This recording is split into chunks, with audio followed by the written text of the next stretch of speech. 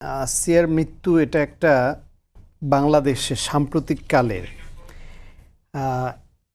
এত ব্যাপক সংখ্যক মানুষ কমন একটা ইভেন্টে একটা ঘটনায় এতটা দুঃখ ভারাক্রান্ত হওয়া সেটা হয়নি, যেটা আসিয়ার বেলায় হয়েছে। কারণ একটি শিশু যার জীবন শুরুই হতে পারল না, সে একটি পাশবিক নির্যাতনের মাধ্যমে এভাবে পৃথিবী থেকে বিদায় নিল। এটা আসলে কোনো মানুষ, তার মধ্যে ন্যূনতম মানুষত্ব থাকলে মেনে নেওয়া সম্ভব নয়। এখন আপনি যে কথা বলছেন যে এতে রাষ্ট্রের দায় কতখানি আছে, এই জায়গাটায় একটু বিশদ আলোচনা করবার সুযোগ আছে।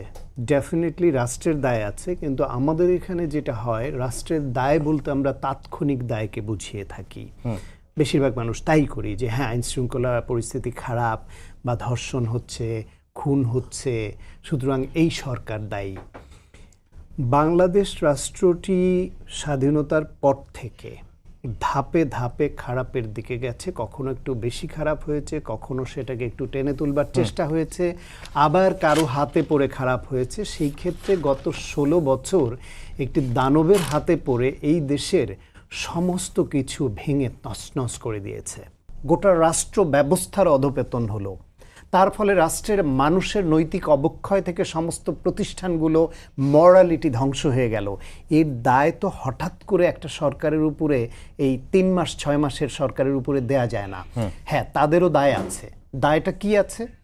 ফ্যাসিবাদ আমলে বা তারও আগে একটা ঘটনা ঘটলে আমাদের জনমনে এরকম একটা বিষয় তৈরি হয়ে গেছে যে দাবি না করলে, চাপ প্রয়োগ না করলে বিচারটা পাওয়া যায় না।